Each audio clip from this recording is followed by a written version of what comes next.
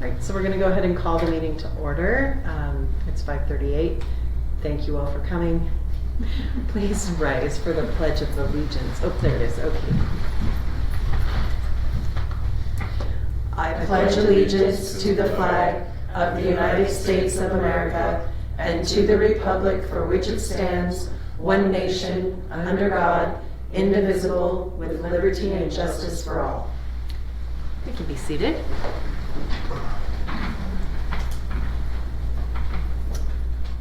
I move to approve tonight's agenda. We have a motion and a second. All in favor say aye. Aye. Aye. Any opposed? Hearing none, the motion carries. We are going to scoot down the agenda and actually go to action items. We will let's all talk about the THS. We'll go to item G.4, the THS Leadership Retreat Permission Slip. And the reason we're doing this out of order is Trustee Jones is going to be here at 6, and he was the one that would really like to discuss evaluations, etc. So we'll wait for him on that if we can. So with the THS permission slip, I do appreciate, why is this not coming up? Okay. At our last meeting, what was brought up was we didn't know what was on the permission slip. We should be granting permission for overnight events. That was input from legal counsel. Because there is it's not opening. There is the liability to the district that falls on that. I am clicking on it. It's not. What are you talking about? That's a broken link. That's a delete link. So the guidance from Megan, we've been having issues with board book, and so the clerk had uploaded our attorney's guidance. She's trying to read. It's working on my end, so it's not sad. Yeah, figuring.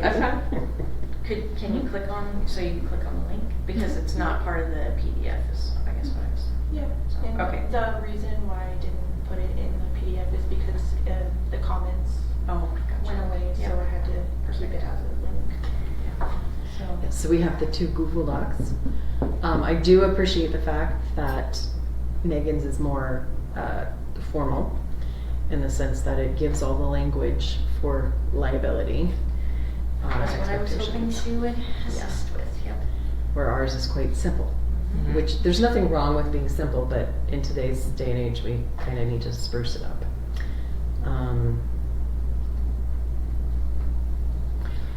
What I think would be beneficial is if our permission slip were part of, universal, not modified for schools.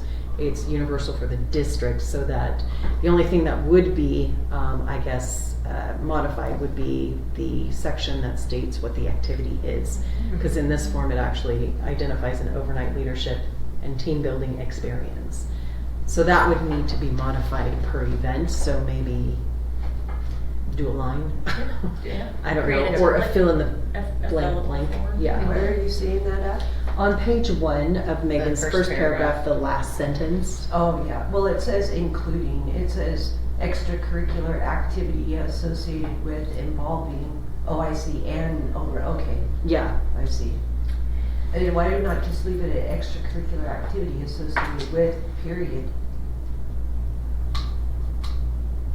Does it have Just to take name- off the involving. Yeah, does it have and- to name every activity? Well, the activity could be specific. I think we should have the opportunity for who's ever doing whatever for permission, so parents know what the activity is. Right. Could we, But the generic form, I'm seeing do this teacher permission slip. Just have a All writing. right, do all you guys have your permission slip, and then you can just have a generic. Could we, so she kind of attached all of her liability language to Right. the actual part that the parents complete. Could we just add at the top of that part of the permission slip what the activity is and the dates and the duration? Yeah. like- Instead of messing with so hers stays the Just same push all it the down, time. yeah.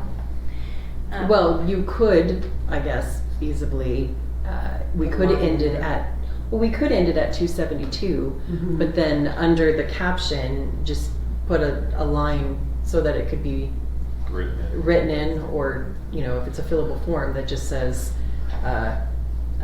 overnight leadership experience. I don't know, it's a suggestion, but just so that there's a standout on the form. Oh, so you're Right way below up that at the paragraph. top, Right, at the very top. right. Oh, yeah, yeah. So it's kind of the title of the document, but it's not really, it's just. Can we open that up here so we can all see it? That's the other thing, we should be opening all this when we're having a meeting so that like everybody can follow along.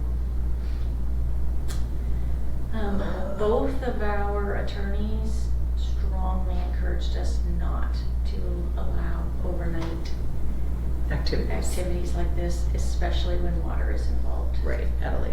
Yeah. They both just said that there have been some lawsuits against districts, and the districts have paid a lot.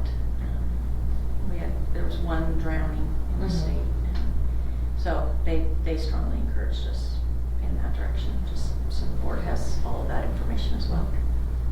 Well, and this is boys and girls, correct?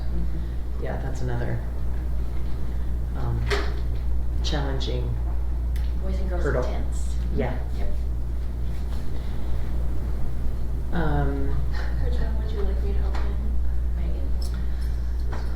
Yeah, Megan's, Yeah. guidance there. I don't know if it'll show up since it's. You gotta Are you use the using mouse. wrong mouse? No, because I'm leading the meeting, so you Oh, can see okay. everything, but Oh, okay. but since it opens up on. Gotcha, okay, that's fine, that's fine. I can, So just leave the permission slip the way it is and insert basically the blah, blah, blah at the top of it, and then the signature at the very bottom of it. Yeah, so if we put space between the phone number and the very first paragraph, Mhm. that would be able to be sort of a title for the document. The activity Yeah, that is being. so a line and then, And do you want Activity. the, so basically you take the top portion of the form they gave us Mhm. without the, whatever, because it has the following activity, dates, location, and then the parent signature and everything at the very bottom of it. oh, so I you're, can't modify it, so I can't wait, show so you a sample. are you talking about adding the portion of our simplistic form? Yes, To the legal form? yeah, just the following Okay. activity, dates, location to the very top of it. Doesn't the bottom of this, Megan's form has that stuff, it's just all crossed out. Yeah, exactly, except for the parent signature. Right. So yeah, just take the name of the activity, you know, all of that, put it back up at the top, and then blah, blah, blah, blah, blah, and then the signatures at the very bottom, and then we need a page count, so it says 2 of, so we know Right. how many pages in total this slip is supposed to be. Oh, I was so proud of myself a lot for of remembering pages. the page number. Yes, you did very well, Yeah. thank you. And I even put reviewed on and adopted Yes, on. yes, you did very well. Yes. Okay. So I will add that. Is there any way you can put this in Skyward? That's a lot of paper.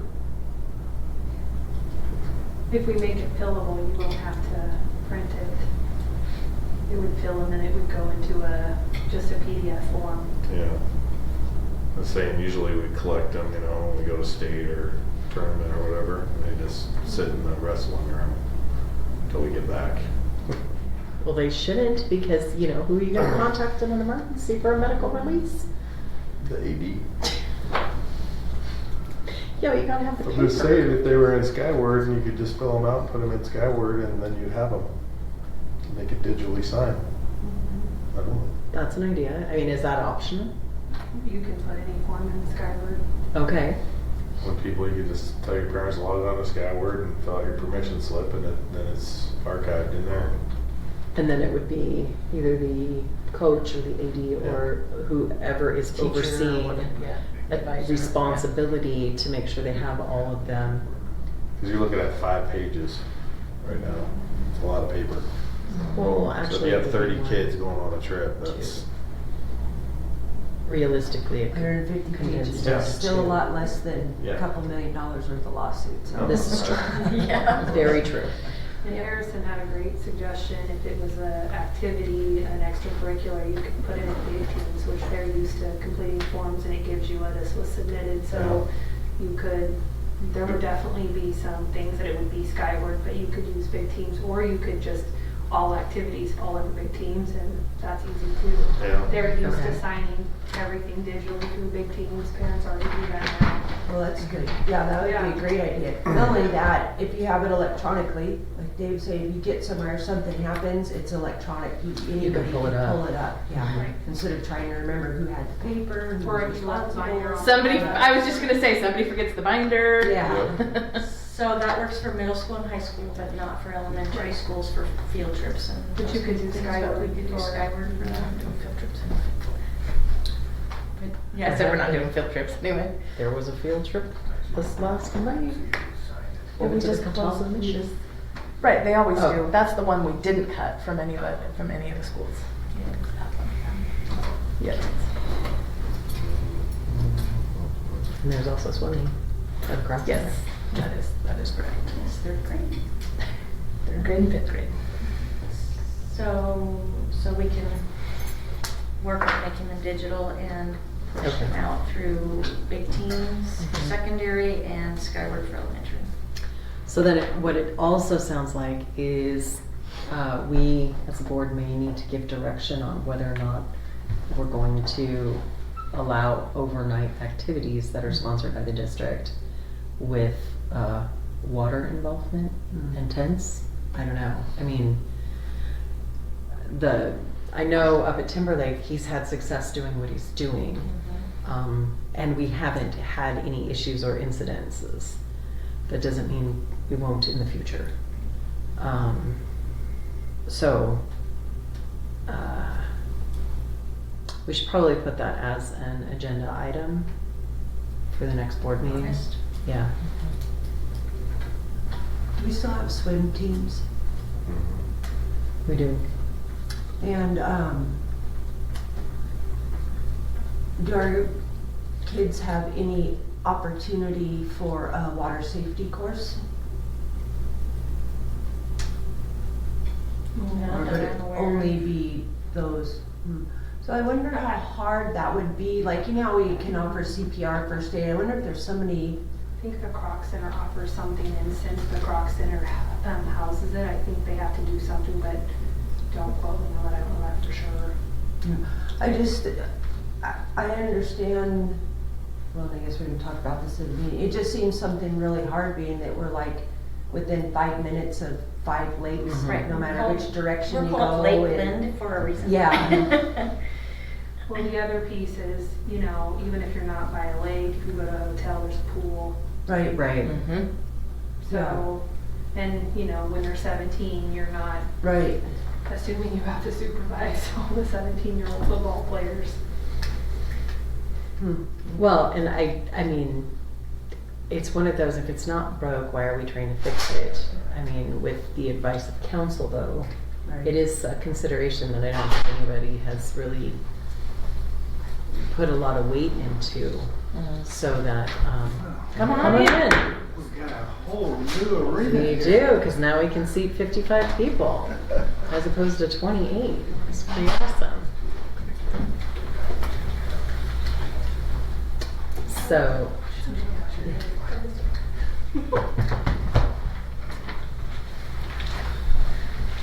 so I suppose we can just, for our next meeting, have an agenda item that discusses extracurricular activities, if there are going to be any limitations, etc. Okay.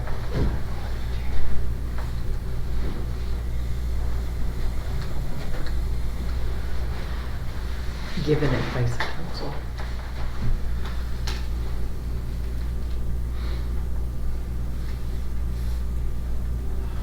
So we don't have this specific trip as an action item for tonight, and our meeting doesn't happen until after their trip was supposed to occur. Right, because what was put on here was the permission slip. Because I believe at our last meeting, what we said was if we approve the permission slip, then it can go forward. So, I suppose, based on that guidance, if we want to take action on the permission slip as it is presented with the modifications that we've requested, we could do that. Yeah, I'll second that motion. It was a suggestion, I wasn't mentioning. Sounds like a motion to me.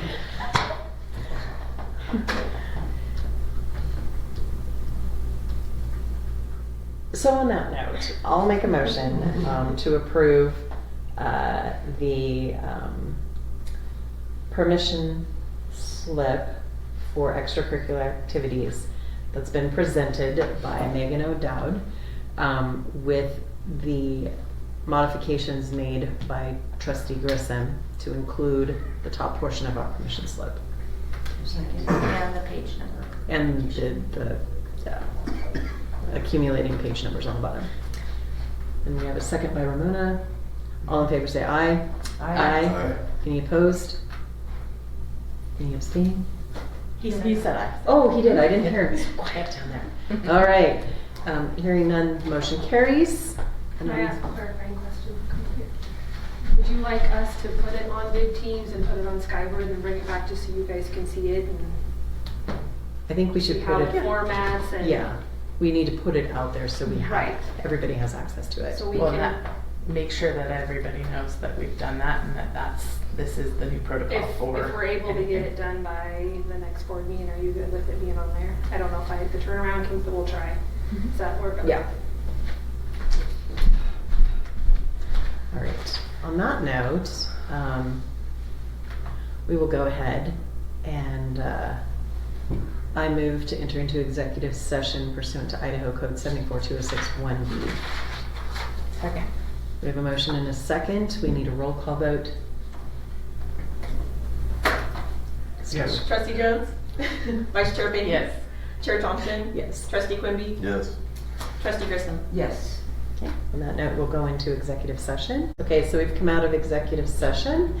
It's 7:26, and we have no action items to take outside of executive session at this point. We're going to move into action items again, and we will go to G.1, the LMS principal. We are being presented with the opportunity to approve the superintendent's recommendation to hire Matthew Ziegenfuss. Ziegenfuss. Okie It's a doke. good German name. Yes, it is. I'll just call him Matt. Yep. Or Mr. Z, one of the two. Recommending that he be hired based on the interviews held. I'm not finished preaching to the choir. Based on the interviews that were held on July 19th. So on that, we have a so moved. Second. We have a motion and a second. All in favor say aye. Aye. Any opposed? Hearing none, the motion carries. Welcome aboard, Welcome Mr. to the Z. team, Mr. Z, who's not here. Maybe he'll watch the meeting. Who knows? Okay, let's move into the evaluations, IPLPs, and then we have a supervision and evaluation plan.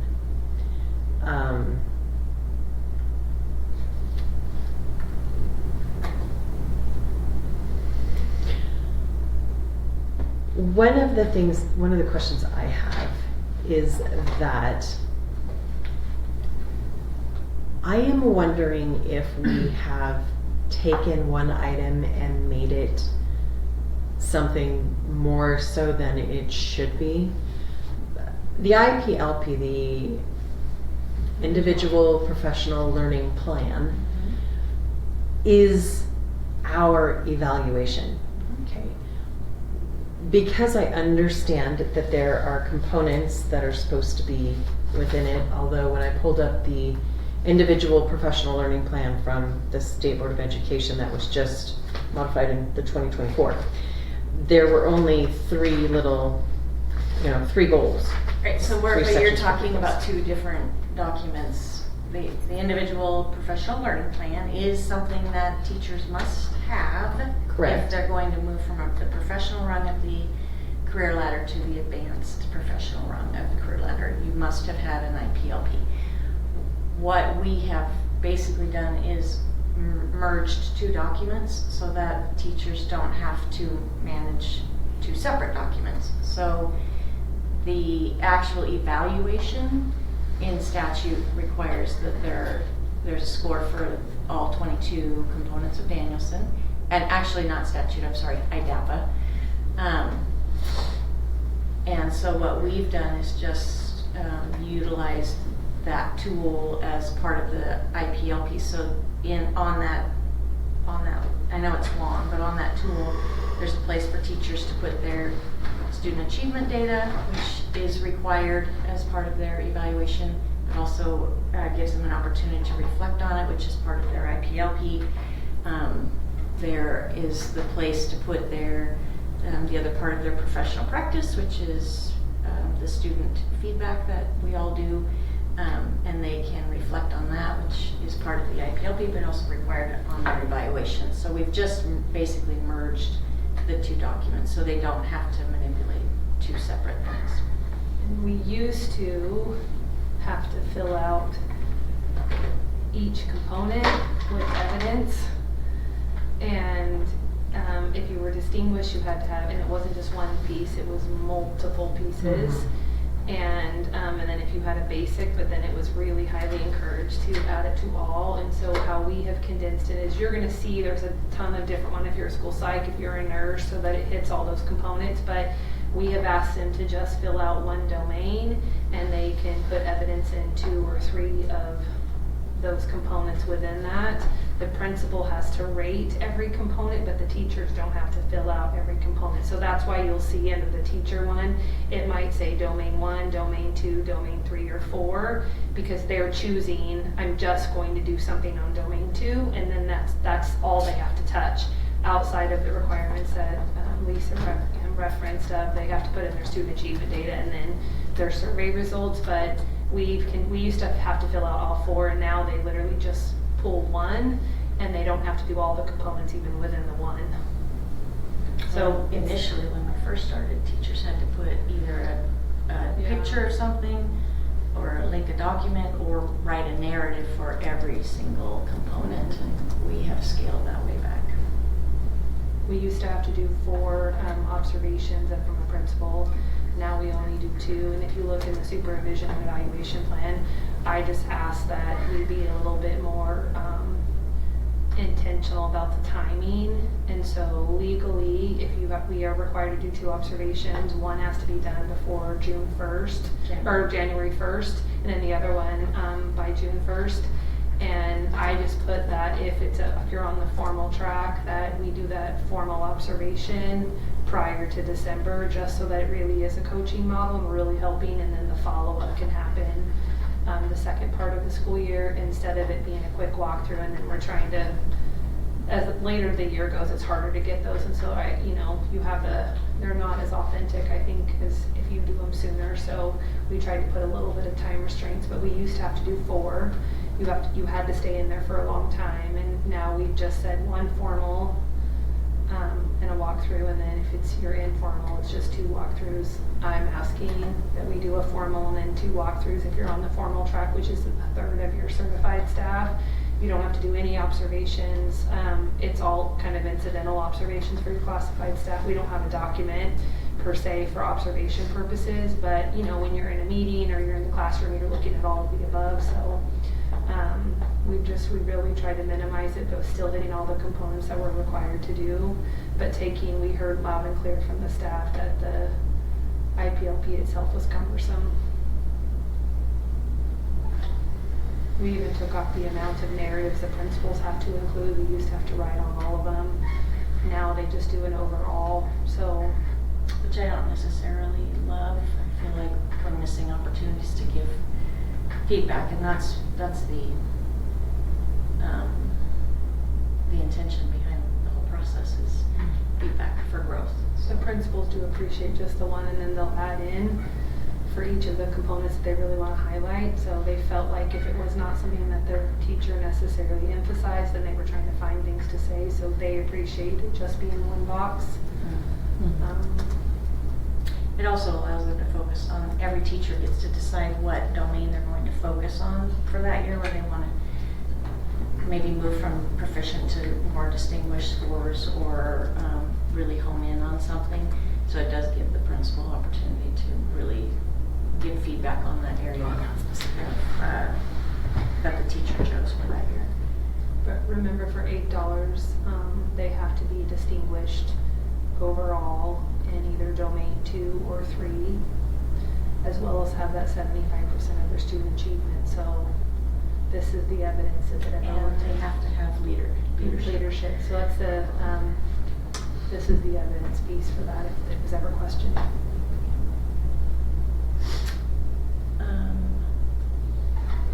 Just so the board understands, so they can earn an overall distinguished score on a particular component within the document, but they can't score distinguished overall. And that was actually the teacher's request, because Charlotte Danielson will tell you herself, and I've personally spoken to her. She was at a conference that I attended. I got to talk to her. She did not write this tool to be an evaluation. It's supposed to be a coaching model and for teacher growth, but the state has made it our tool for evaluation. And she talks a lot about you can visit distinguished, but you can't live there, because the way the rubric is set up, distinguished really means that you're turning over a lot of ownership and leadership in the classroom to the students. So, for example, under assessing students, 3D, if you want to be distinguished in that area, you have to allow your students to design the assessment that you're going to use. Sometimes that works. The kids could come up with a menu. If it's going to be performance-based, they could come up with a menu of things that they could do. That would fit there. Sometimes you're going to give them an assessment, a test, and you're going to write the test, or you're going to use the test that comes with the textbook. And so you can't be distinguished there. So everything is very situational. And so the teachers felt like if you put out there that you can be distinguished, everybody's going to expect to be distinguished. But when the person who actually wrote the tool says it's impossible, then please don't put that out there as an option. So they can earn distinguished on certain components, but they didn't want an overall. When this first came out, all the kindergarten teachers were like, why do you even do that? Right. How are we going to be distinguished ever in kindergarten when everything is teacher-led and not student-led? And that's really the difference between proficient and distinguished and the Danielson model. Well, and she said basically nobody ever gets distinguished. And all She said things, that's yeah. like 5 when you ask somebody for a recommendation. It was never a. That wasn't the It was intention. you always have a goal. You Yeah, always. there's always growth to be had. Yeah. Yeah. And you look for opportunities maybe And you're right. She was very to upset. visit that.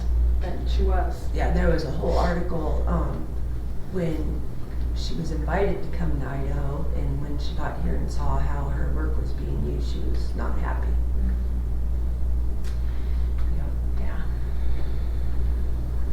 We have tried to condense it to the best of our ability while still not compromising the 8 pieces. And also not compromising the intention of the whole process, which is really for principals to come alongside teachers and provide coaching and feedback, meaningful feedback about their what they're doing well, and then working together on how to improve in areas, so maybe there's some growth is needed. You'll see in that Google Doc, there's a lot of additional like cheat sheets and different things for the principals for resources. We expanded the observation tool so it had really, concrete examples. So if you're a brand new principal, you know what, when you're talking about wait time, what does that even mean? What does that look like? So we tried to make it as user friendly with lots of resources until people felt really comfortable. So we even have sample SMART goals that to help support teachers as well as principals of what appropriate SMART goals would look like. So we've tried to give them a lot of tools to make it as streamlined as possible.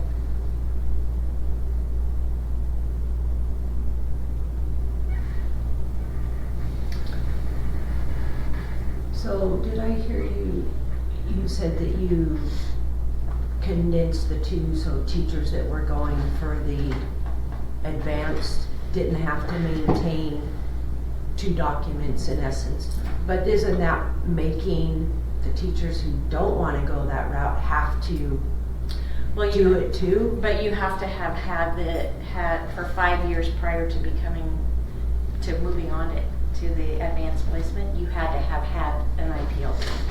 And really, so it's just the first 3 years that you don't, but everybody else has to if they ever want to go over to that last rung. And so the teachers were the ones who just asked can we just have it in one document?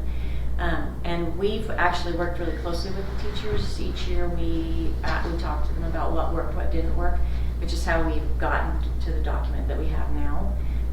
And they are very comfortable with at least the feedback we're getting from the teacher representatives from each of the buildings is that teachers appreciate that we shortened.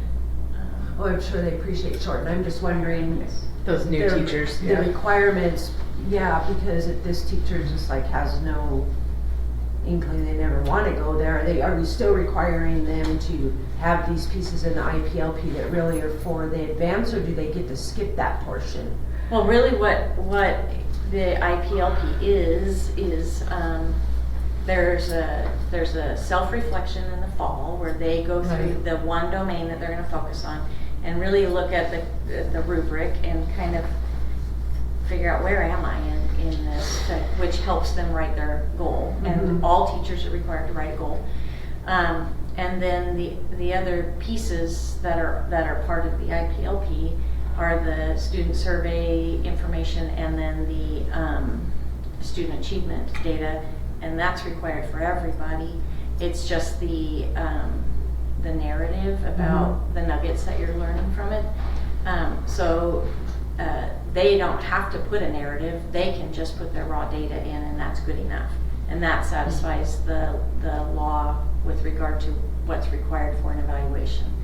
So it's really, I feel like we've done a good job of taking what's required for evaluations and then what's required for the advanced professional and made it one document without creating a lot of extra hoops.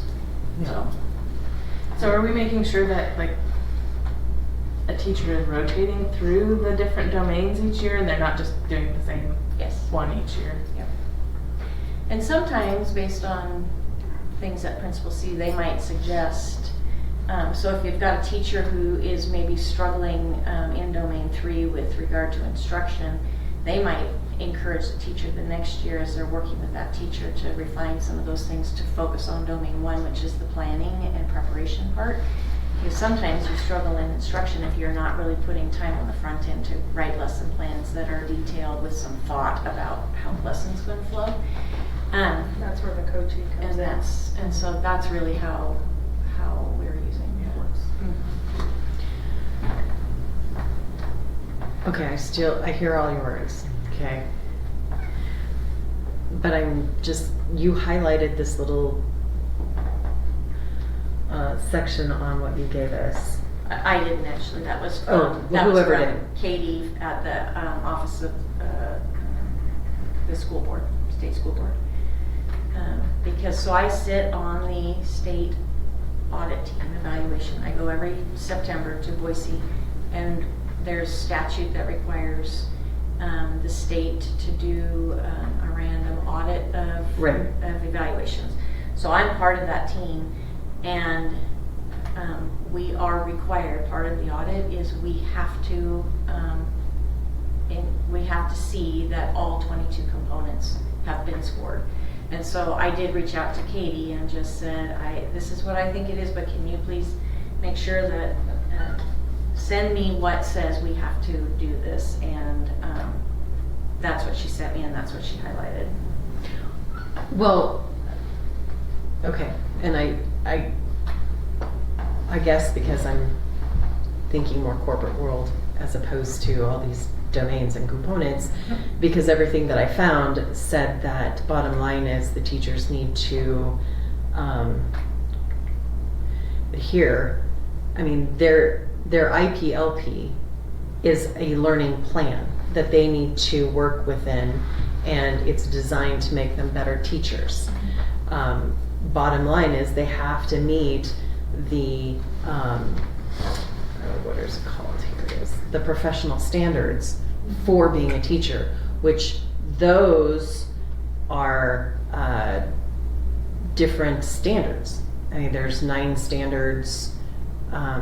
There's the learner and learning. There's 3 standards there. There's content. There's 2 standards in there. There's instructional practice. There's 3 standards. Professional responsibility. There's 2 standards. So what I'm trying to understand, because the way I'm reading what was presented, is that they have their IPLP, which is supposed to incorporate Charlotte Danielson, okay, or be Charlotte Danielson or whatever. I just think we have made something that should be more productive into being a production.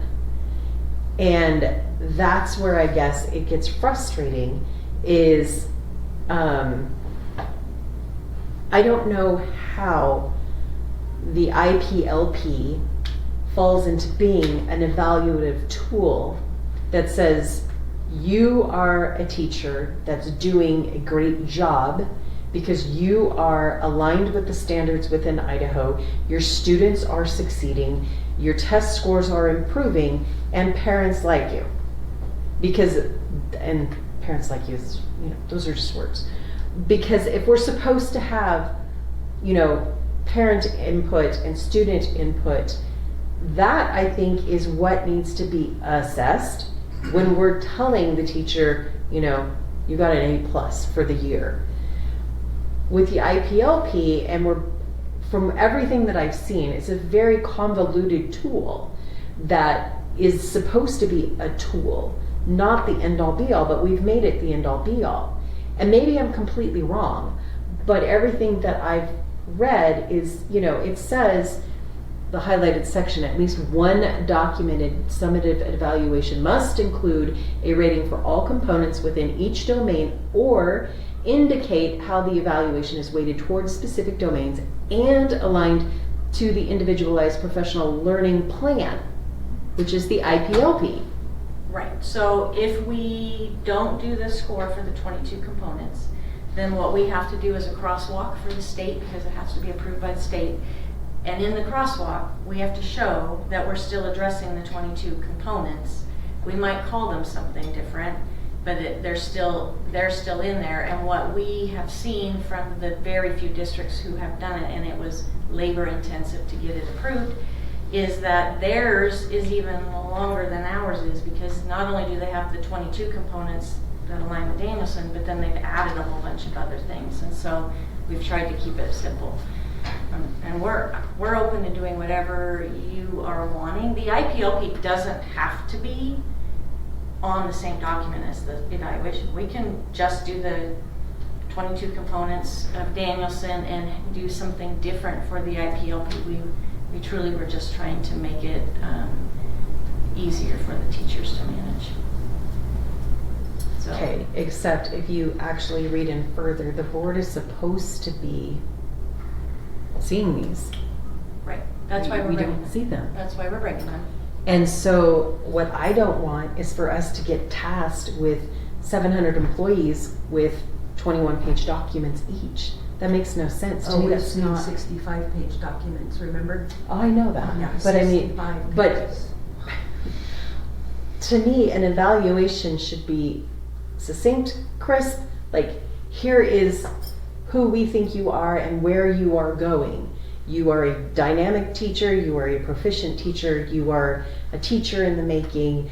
Here's areas of improvement, here's areas that you're succeeding in, your student test scores are here. You know, this is what we should be, to some degree, rating teachers on, in the sense of, you know, if we've got holes because teachers aren't able to wrap their head around how to teach their specific group of little people, well, we need to address that, and the teacher needs to know that.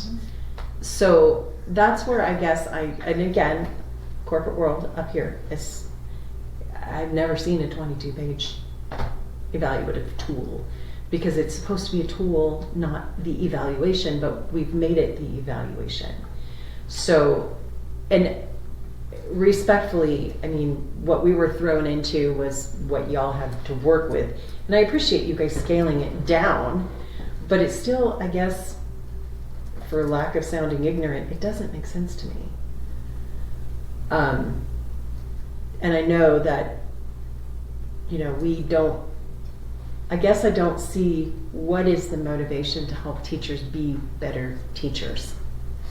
If we're all just jumping through hoops to check off these domain boxes and no one's actually being told, you're doing a dynamic job with your kids, as supported by your scores, as supported by parent input, as supported by, you know, how it's all being supported. I don't see how we're achieving that with our teachers, because everyone's gotten so comfortable with the fact that every year we all just give raises. Every year we all just, you know, we just keep going down the road because that's just what we're doing. I don't see how that benefits us as a district. Yeah, I guess, And again, I'm speaking from the stance that we don't spend any time in seeing these IPLPs that are apparently the teacher evaluations. so we've just married the two, and we can separate them if that's what you want, but, so let's just talk about the evaluation part based on everything that's required in statute. When the principal fills out the final evaluation, which is, and it's all on one document right now, but they do have to give a rating for each one of the components, and we do have teachers who are, some of them are being rated distinguished. We have some teachers who are being rated in some areas as basic, and the principal is noting that in the comments, and they are then working with the teacher. And because of the rubric in the document, which is part of what makes the document longer, the principal and the teacher can be talking the same language and having a conversation about, okay, here's where you are, and these are the things that you are currently demonstrating in the classroom in this area. This is what it takes to get over to proficient. So let's talk about what your goal might be for next year in this area to help you be proficient, and then what can I do to support that growth. Those are the conversations that are happening when principals and teachers are meeting, because part of the process, there's a fall meeting where the teachers talk to the principals about, this is the domain I want to focus on, and this is why, and this is my goal for this year. This is how you can support me. And then they meet in the winter to talk about how's it going, what else can I do for you, and then they meet in the spring for the final assignment evaluation. So I feel like those things are actually happening, and they definitely have to take into consideration student achievement and the responses from the surveys as part of the evaluation. That's in statute. So maybe we add more of a narrative onto this where they are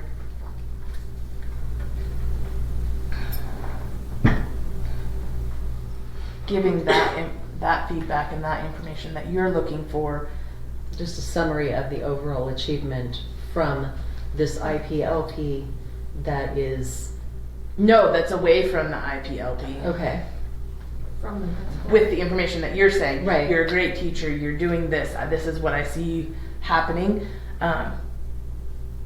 In addition to what because we have to do this, we have to provide the feedback regarding those domains as Right. required. So And we do have there is an overall summary on the actual document where the principal highlights the things that the teacher's doing really well, areas that the teacher worked on, and the growth that the principal saw. Those things that's in there. There is space in there. But what makes it lengthy is the narratives. For those of us In the who are rubric. visual learners, Mhm.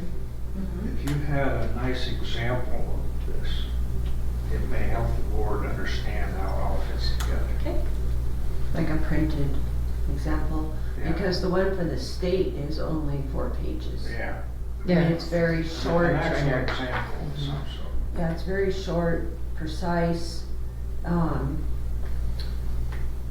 Because the other thing is that, and obviously we want to maintain our teaching staff, but Right. I know they put a lot of work into these, and if they happen to leave, they lose it all.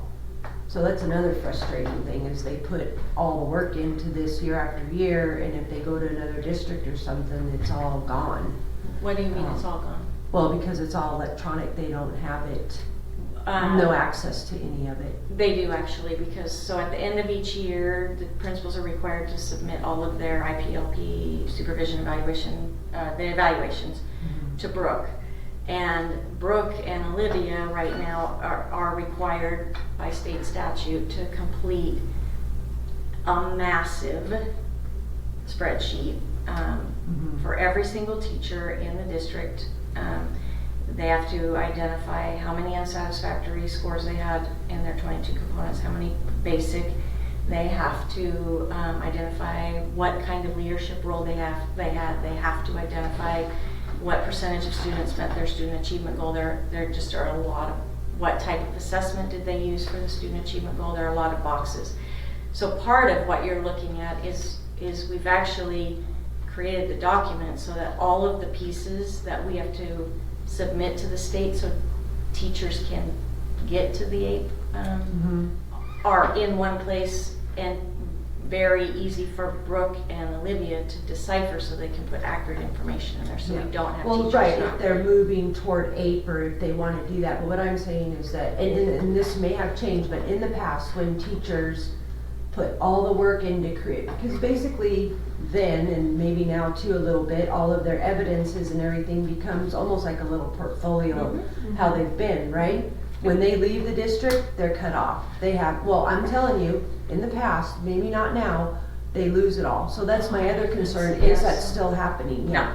When they leave the district, they were cut off. They were not allowed to retrieve. I know, because Yeah. it happened. Right, yeah, no, our teachers, well, one, they have a copy in their own Google folder of their Right. evaluation. They have all of that, but then when it goes to Brooke, she converts all of that to a PDF, and it's in their personnel file. So if at any point in time they've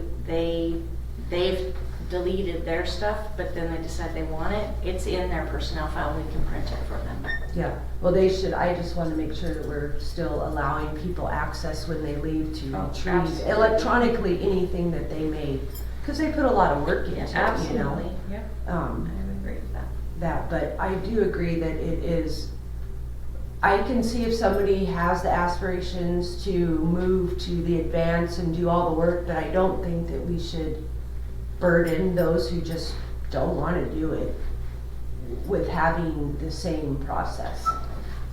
And I guess that's not happening, but I'm not understanding Yeah. how it's not happening. The only difference between the two is that if we're using it as a true IPLP, there has to be a self-reflection. That's part of the IPLP. So that's just the highlighting in their domain. So if they weren't interested in moving to the advanced professional, they wouldn't have to highlight.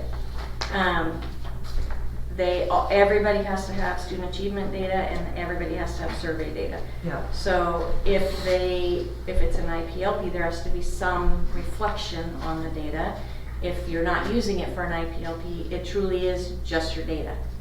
Those are really the only additional things that people are doing if they're moving over. Okay. Because then we're just noting on there what their student achievement percentage is and whether or not they have leadership and identifying what the leadership is, so that to satisfy those two pieces Right. of the 8. Yep. So we're really not asking them Okay. to do a lot of extra, and if they aren't interested, I don't know a teacher honestly in the district who doesn't want to be able to move on to advanced professional, especially with the way we're doing it right now, where Right. people are getting that money themselves.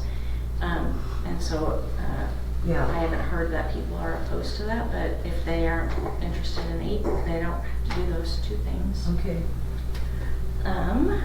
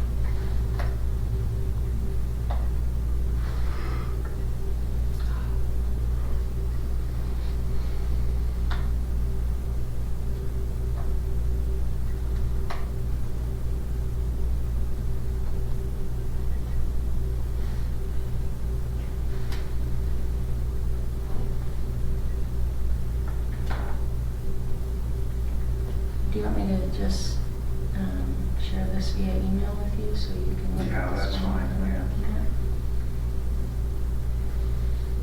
at? This is one that Jimmy did.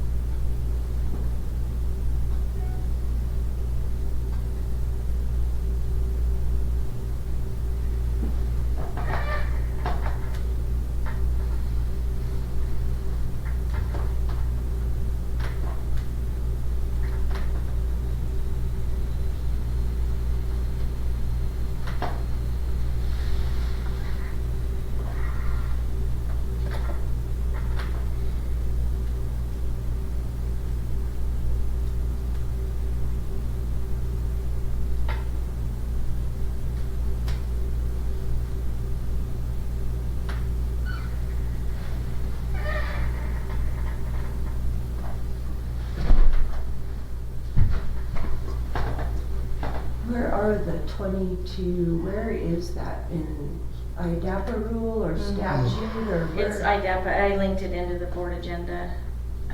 Yeah, I've got It's it, but I'm 08, not- it's 080202-120.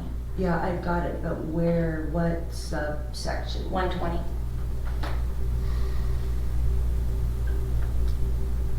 It's actually in the board agenda and the part that is highlighted for you.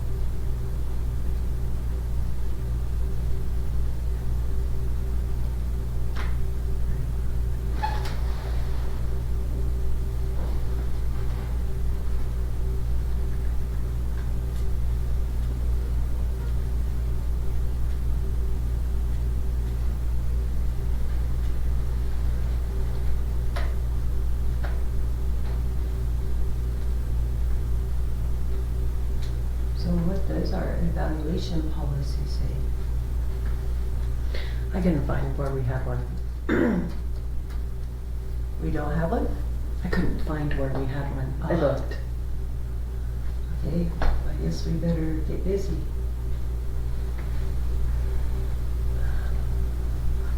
So this particular document is long because this teacher definitely went above and beyond with regard to the pieces of information she added.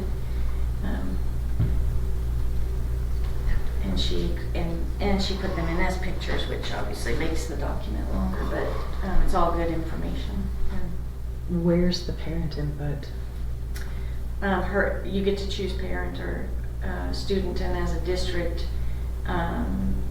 we've just consistently done the student input because those are the kids who benefit the most from the instruction. So she's provided the input from the survey that she gave to the kids.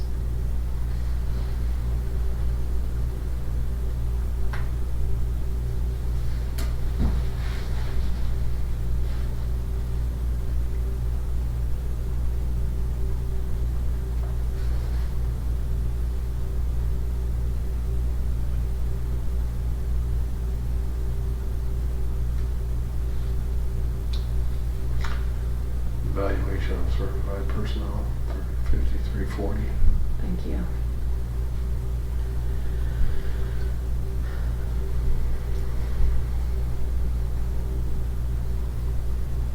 Can you scroll to the bottom one? Was it date on it?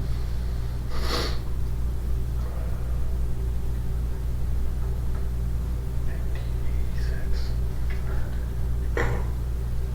5340, is that what you said? It looks like when 14. I scroll up a little bit, see there's some other dates right there. 2019. Revised, yeah. And we updated it when some of the statutes changed around what we had to include.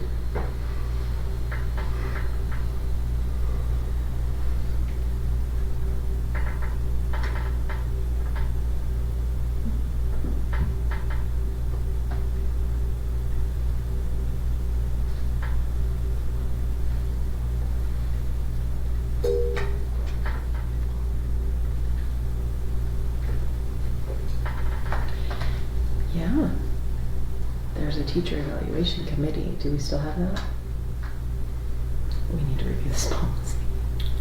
Yeah.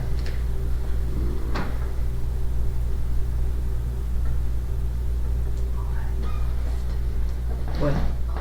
To do Thank list. you. Glad somebody's on it. 5340 and the expulsion one. Or not a brand new expulsion one.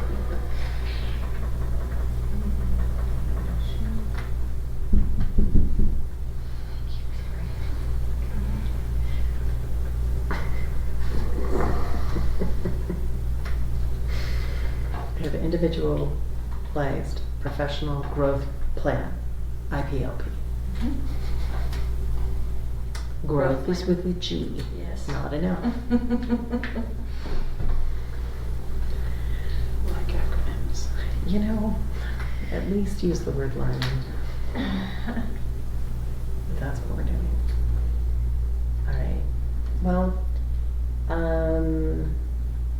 okay.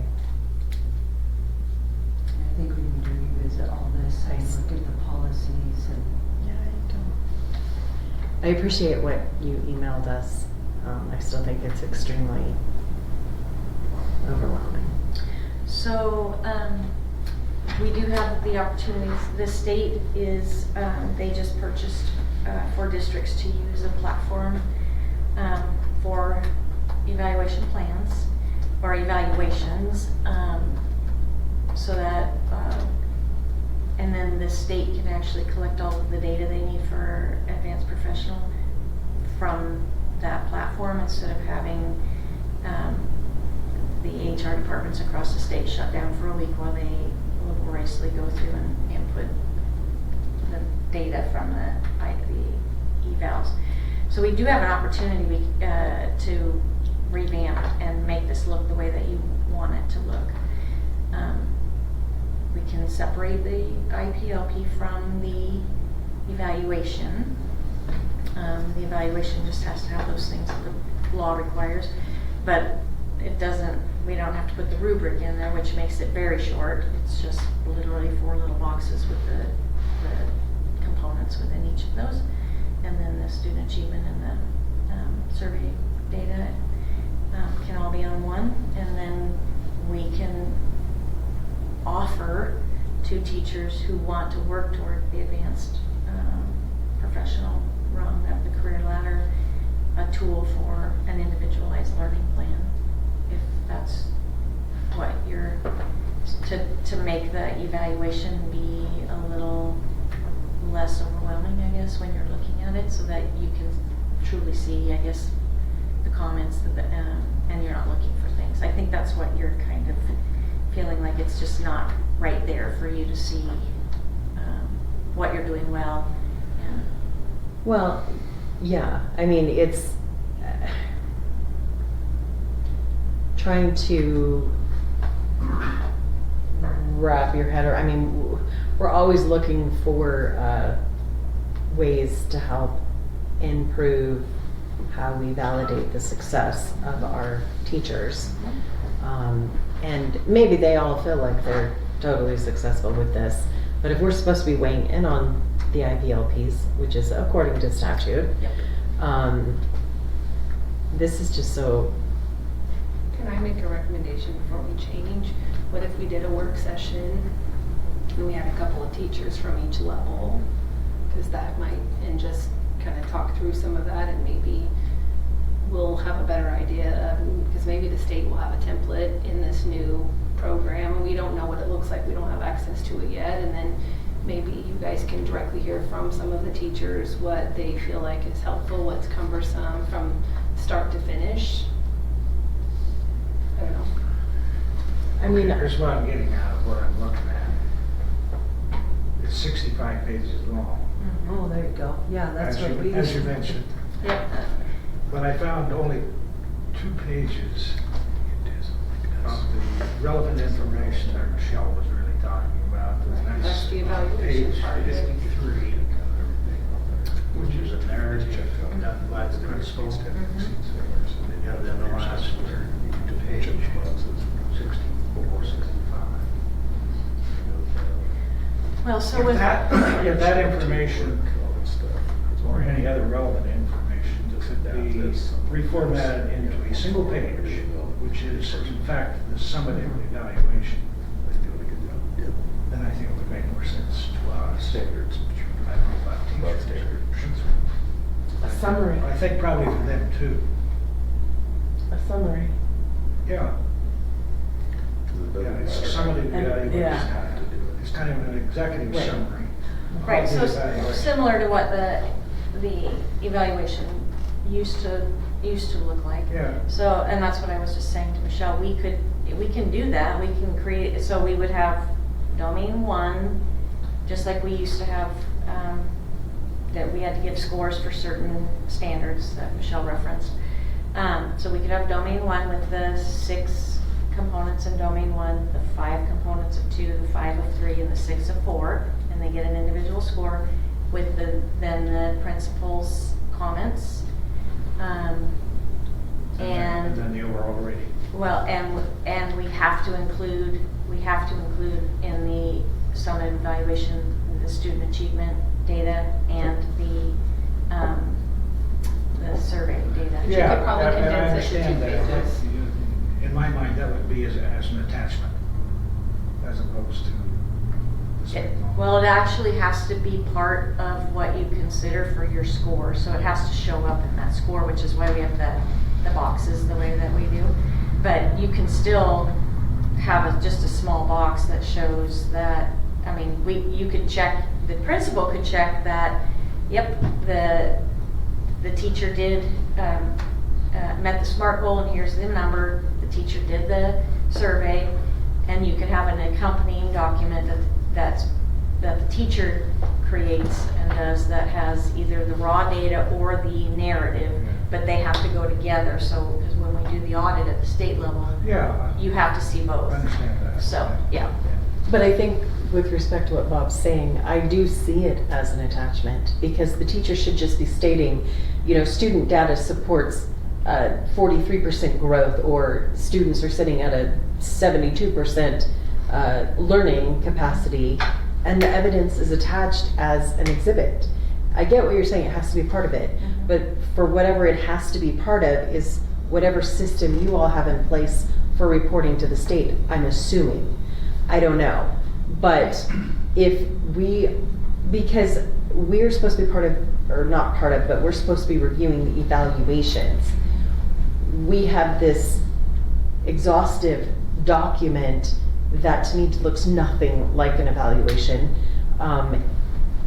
There is important information in it, but trying to decipher it and figure out we shouldn't have to do that. Neither should a teacher, but you all speak the same language, so you know what you're looking for.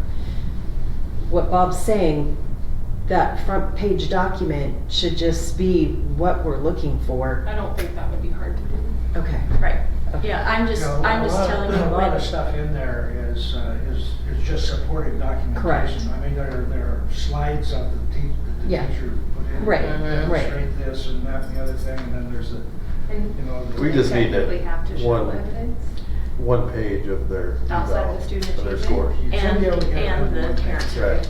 Right. Right, Or but the like survey. for the 22 components, do they really have to show evidence, or does the principal just mark it based on what they see? Right. No, that. Right, that's- so like, this is an outlandish idea, but if you had the one page, and they have to, the other piece of it is they have to reflect, so give them the rubric and they highlight the rubric itself. Well, that's and part talk of through their, it. that's part of their IPLP, so if they choose not to do an IPLP, they wouldn't do that part. Right, but I'm just saying, if you had like a one-page doc with all the components that they had, and just had 22, you mark it off, call it good, they attach the achievement and the parent piece or the student piece, whichever, and then for the reflection portion, like as a principal, I'm sitting with the teacher and I have, here's my cheat sheet of the things I have to require and add, and then over here, I literally just print the Danielson rubric and have them highlight their reflection, and I could have here's a fall, here's a spring, this is where I am, let's talk about it, and then because what makes that document cumbersome is all the evidence that we've required specific to Danielson.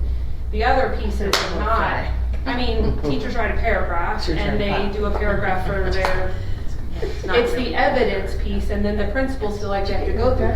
If we aren't required, and truly the evidence is the observation, not all the things that the teacher puts in, you could have a one-page summary and you could just have the rubric. True. So And actually, we haven't required right, we just have artifacts one, and evidence, except for the people who are getting the APE money, to demonstrate that they're truly distinguished. We have required, because they're getting a lot of money. But see, to me, that's procedural on your end to validate Well, where it's- everyone's going. But, hold on, it's not. It It's isn't? not. No, Okay. it all belongs to the board, and really we need a workshop, and the board needs, it's very precise in statute and in IDAPA rule, Okay. specifically what the board is to develop, what it is to contain, and how it's supposed to be for each person, for Okay. each group, category, is Okay. what I'm saying. So it's really not a matter of what we like or don't like. We really need to sit down and make sure that the board is in line with all these things that it says we have to do. It's very explicit in what you do or don't have to do for teachers, for principals, and I don't know that we have all those pieces. For the or- IPLP or for the evaluation? Well, for both. Okay. For both. The board has to have policies for each one of these things. I know Dave found one Right. policy, but I don't know that we have policies for everybody else. Right. Okay. That would be if we're gonna tackle it, do the whole thing with obviously their professional input. I think it would be helpful to have teachers here. Tonight was actually originally scheduled to be The workshop? session, Oh, okay. and then it kind of evolved into a meeting instead. Oh, okay, gotcha. Right. So, we are kind of a little bit on a time crunch, because the principals are going to want to get started. with Well, I don't think we that should goal change setting. anything right now. I Okay. think in my brain, I mean, in the board can weigh in, but in my brain, it's a fairly large project, and I think we just need to look at each piece. And do it right. Yeah. If we're And then gonna do if it. we go with this new state platform, there might be some guidance from them that makes it, I mean, it could be just we meet a few times based on as information is coming and then what this platform offers, because there might be templates that were like, that's, Yep. you know, And we that- can do the summative up front, so Is keep it that, as you simple know, as it's already possible. there. Right, so it would be really easy to create the document that Michelle's asking us to create for and that Bob's asking for, the summative, 1 page, down and dirty, Yeah. this is how your year went kind of picture. Right. That's what you're looking for. Yes. That would be really easy for us to create. Yeah. Okay. And then procedurally, while we work for the rest of it, we do know what they have to have in order to be Right. eligible for aid Yeah. money. We do know what pieces we have to include in the summative evaluation according to statute. So we can incorporate all that and make sure we have everything that we know we need. And then we can spend this year to be really thoughtful and intentional about doing it in such a way that you feel like it meets the needs of the teachers and the board, and it would give us opportunities to invite a group of teachers to participate in the work with us as Yeah. we go through it, so that we're hearing from them as far as what they think will be meaningful. This, just so you know, this document was created with a group of teachers, so it wasn't in a vacuum that we did it. They did have a lot of voice. Yeah. But we haven't revisited it to this extent. When I was a in years. principal and the complaints I was here with the evidence, and then going back to like, I get there's aid money, but anybody can put evidence in an IPLP. So really, in my mind, the true letter of it is when you're going in an observation as the like, what are you seeing? Right. And what are you seeing in a formal, you're in a walkthrough, it's a parent meeting, it's all of those things. And so we wanted to have evidence, and so that was a huge requirement. And so that's where all these pictures and these narratives and these artifacts, but I don't really feel that's not a requirement, it's just what was put on. Where we become. And that's what is overwhelming, is when they're looking at all of it. I think they like having the rubric because it's something tangible to hold on to, of like, okay, this is what it means. But all that evidence, and the reality is you can put 20 things on there and it really doesn't show one way or the other if Right. you don't ever do that on a regular basis. Right. So I think we can streamline it even more. Yeah, obviously, the observations, the walkthroughs and conversations you have and the coaching that comes out of all of that Right. is integral to supporting teachers Absolutely. in their instructional endeavors. Yeah. But, from the standpoint of summative evaluation, it really comes down to kind of the last line, are they recommended for rehire or not? Right. Well, yeah, the last couple pages You know, and so, where it does give anything that actually supports, characterizes that Yeah.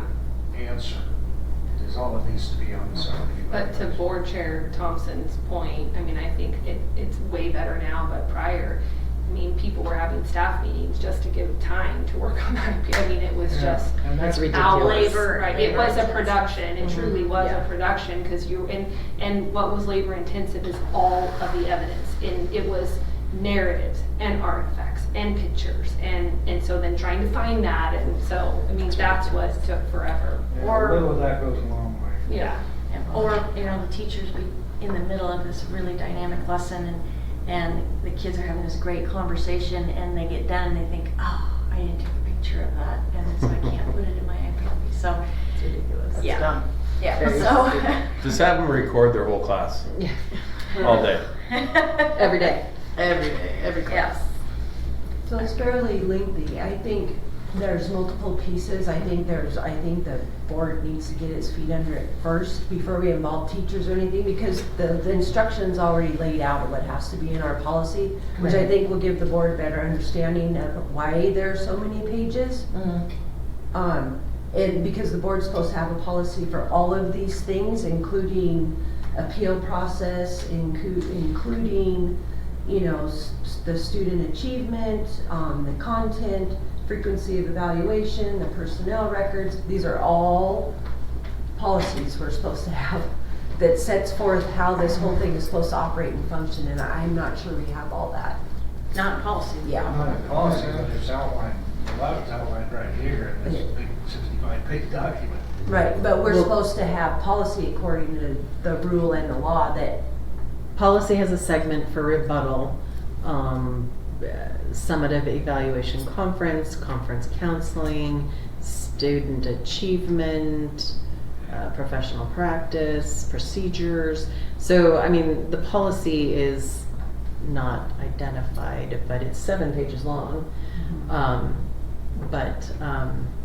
I do think it desperately needs to be revisited and revised. yeah, we need to match it with the identical With what we're actually statute doing in this, yep, Yeah, yep. absolutely. and make sure that we're good. Okay, Sounds good. so there is no action to be taken on G.2, G.3, correct? Correct. Okay. Not on your part, but on our part there is. We've got some works to do and a little bit of direction. Yeah. Okay. So we'll go on to the last item, which is the state grant for the SRO or for SRO.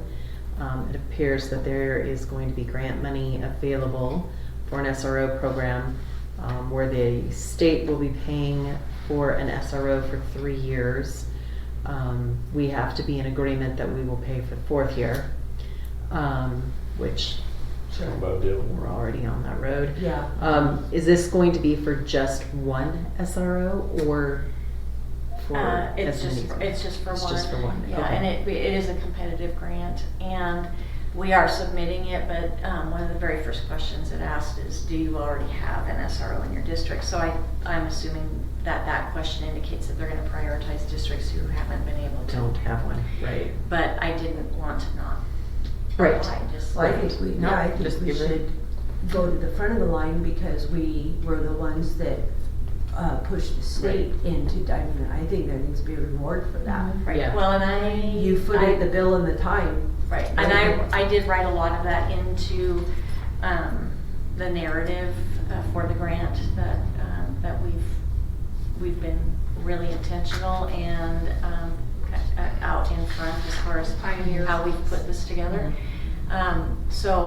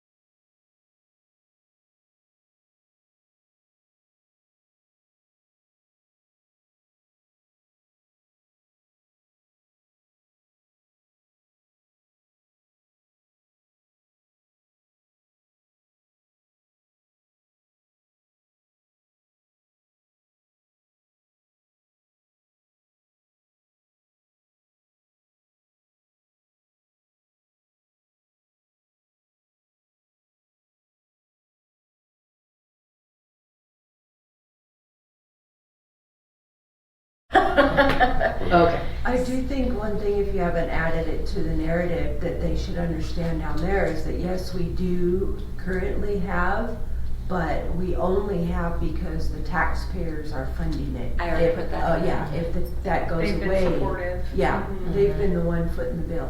Yep, that's in there. So if their whole point in doing this is, right, because the state keeps saying, oh, we're doing this so the taxpayers don't have to have, levy this, levy that, or, well, that is how we have our SRO program. Well, in order for us to have an SRO program, we have to collaborate with Yeah. 2 police departments, the county, because we have schools And- in different cities. We're not like Different Napa School District that has Right. schools all within the same city.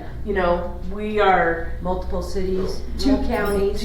yeah, Oh, technically I 2 didn't counties, mention 2 yeah. counties, but I did mention the 3 different jurisdictions, Yeah, so I did so not that's- mention 2 counties. You need to revise it. Just so they understand what we're dealing with. Right. Yeah, Magnitude. well, in our, The we don't have geographical- schools, yeah, Mhm. but we do have kids that live in Yeah. another county, so. Rural schools. Yeah. Yeah, We did get to mark that we're a Yeah. rural district. That was the second question. Yeah. and that's, So- yeah. So that was But when good. you Super do our important. geographical map, that is cumbersome. You're so and spread out, problematic. yeah. Mhm. So technically, we actually have 4 jurisdictions because we have Bonner County. Right. Mhm. Mhm. If we have Rathdrum, Apple, Spirit Lake, Bonner County, Kootenai County, But Hauser. Right, but those, Athol and Hauser don't have their own police departments. Right. They're a county. I mean, As far as like city communities, yeah, we cover Yeah. lots, but as Right. far as. I would identify I all think it- of those, yeah, just to show, I mean, Mhm. yeah, these are cities What we're that trying don't to have, so navigate. And we're we're, having to, yeah. right. Foot the bill. Well, there's no one even to collaborate with them, so we have to figure out, either have to hire the district or collaborate with Well, the county. and or- the other piece, and I'm assuming you already included this, it also speaks to the need when you're talking about response time is Yes. 30 to 45 minutes because you are so spread out when you talk about Hauser and some of these where there isn't a local police department. That's different than we're all in this centralized area on top of each other and the response time is 5 minutes. I mean, Right. I think that speaks volumes. And that's Right. really what this came from is if something were to happen, we have no emergency management in a timely manner because we're so spread out. I'm Right. assuming you already addressed all that. Yeah. I put in there, we're the second largest geographical Yeah. district in the state. The response time is huge. Yeah, So based on that conversation, I would like to move to approve the written correspondence that we need to have stating that we will support the SRO on your 4 that's required to pursue the state grant. Sorry. We have a motion, a second, all in favor say aye. Aye. Any opposed? Hearing none, the motion carries. And on that note, it is 8:32, and we'll go ahead and adjourn the meeting.